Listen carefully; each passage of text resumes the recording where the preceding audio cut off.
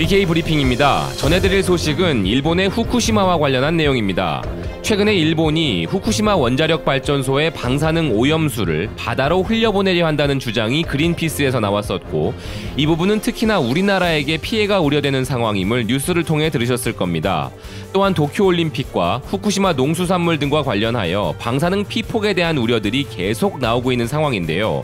지금까지 우리는 이 모든 것의 발단이었던 후쿠시마 원자력 발전소의 사고 원인이 쓰나미라고 알고 있었고, 일본 정부도 그렇게 발표했었습니다. 그렇지만 그 사고 원인은 쓰나미가 아니었다는 충격적인 주장을 하는 도쿄전력의 내부 고발자가 등장해 화제입니다. 문춘 온라인은 원자력 노심 전문가인 기무라 도시오의 내부 고발을 전하고 있는데요. 기사 내용은 이렇습니다.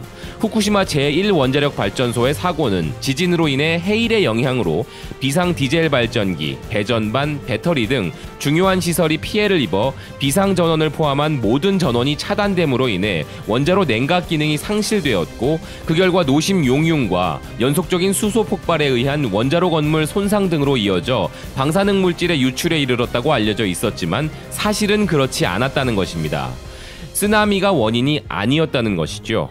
내부 고발자에 의하면 쓰나미가 닥치기 전에 발생한 지진으로 인해 원전 사고가 발생했다는 것입니다.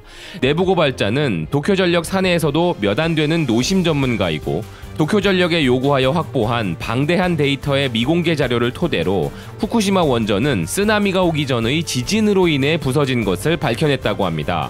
원전 사고 후 일본의 국회, 정부, 민간, 도쿄전력 등 4개의 조사위원회가 설치되어 각각 보고서를 냈지만 모두 사고 원인을 규명하기에는 부족했는데, 그 이유는 내부 고발자가 살펴보았다던 자료는 아무도 보지 않았기 때문이라고 전하고 있습니다.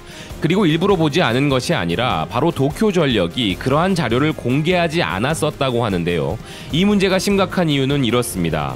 후쿠시마 사고 이후 새롭게 제정된 일본의 원전 규제 기준들은 모두 이 쓰나미 관련 사고에 대한 것들입니다. 그러므로 단순히 해일만 아니라면 안전하게 재가동할 수 있다고 생각하고, 현재 일본은 7기의 원전을 가동 중인 상황인데 내부 지진만으로도 안전하지 못하다는 결론이 나와버린 것이죠. 일본과 가장 가까이 있는 우리나라의 입장에서도 크게 우려가 되는 부분이 아닐 수 없습니다.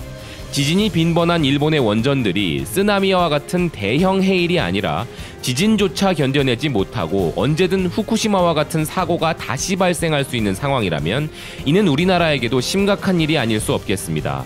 방사능 오염수 방출 문제나 농수산물 문제로 일본의 후쿠시마는 우리나라와 연계되어 직간접적인 피해 우려가 계속 존재하는 상황인데, 여기에 제2의 후쿠시마 사고가 언제든 나올 수 있다는 우려까지 하게 만드는 일본이군요. 최근에 일본은 정말 마음에 안 드는 이유심을 또 한 번 느끼게 됩니다. 지금까지 BK 브리핑이었습니다. 시청해주셔서 감사드립니다.